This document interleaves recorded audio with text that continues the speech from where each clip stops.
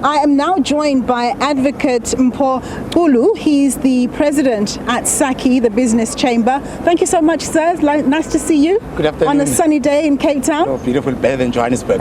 Indeed.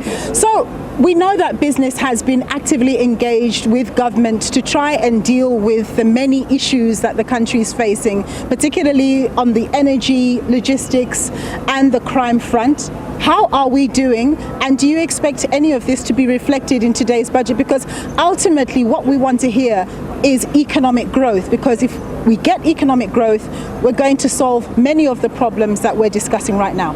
Good afternoon once again. Yes, certainly progress has been made. I think this year is probably one of the years where we've seen a greater, more structured relationship between government and business, obviously on the priorities areas that are frustrating the South African economy. So we are hoping that today's policy statement will give us a bit more details around the issues of the logistics reforms, and obviously how we're tracking in terms of private sector generation of energy, and obviously the biggest cross-cutting issue of crime and corruption.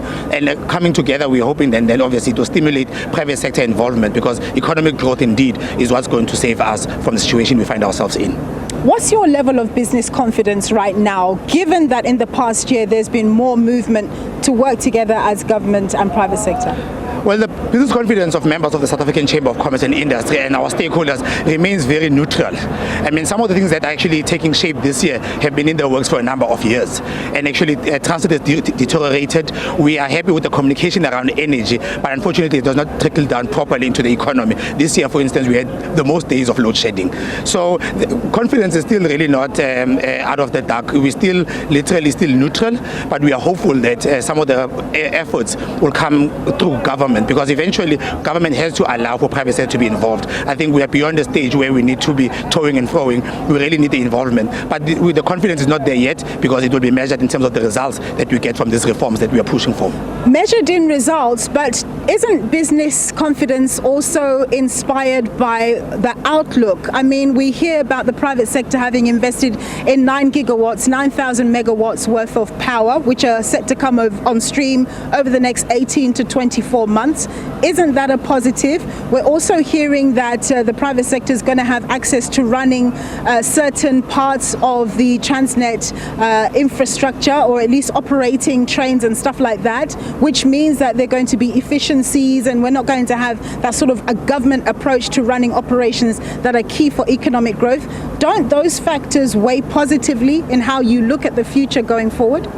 And I think the progress that has been made informs the neutrality. Remember, some of these statements are still pretty much statements. If you talk about logistics, those turnaround plans are still in Transnet's proposals. Yeah. Government has not made taken a position of it.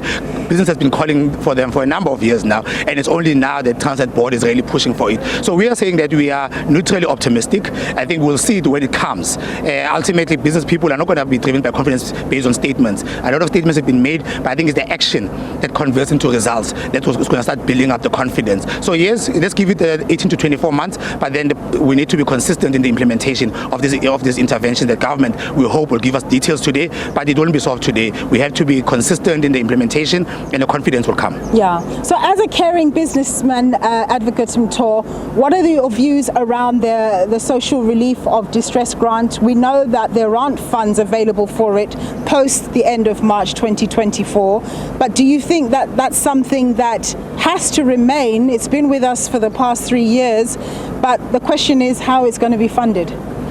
Look, in principle, we believe as business that you can't grow an economy in a poverty-stricken society. So we believe that whatever safety nets they are there, we need to find a way of making them sustainable. So if there's a possibility of funding it, let it continue, because we do need people to obviously be kept from the depths of poverty. The 350 does go back into the economy to some extent. We just need to see how we work it better. I think across the board, we are saying government needs to give us details now on how they're going to rationalize the funds that they have, so that we don't have the wastage, and when we reprioritize, we also make sure that some of these key projects are sustainable.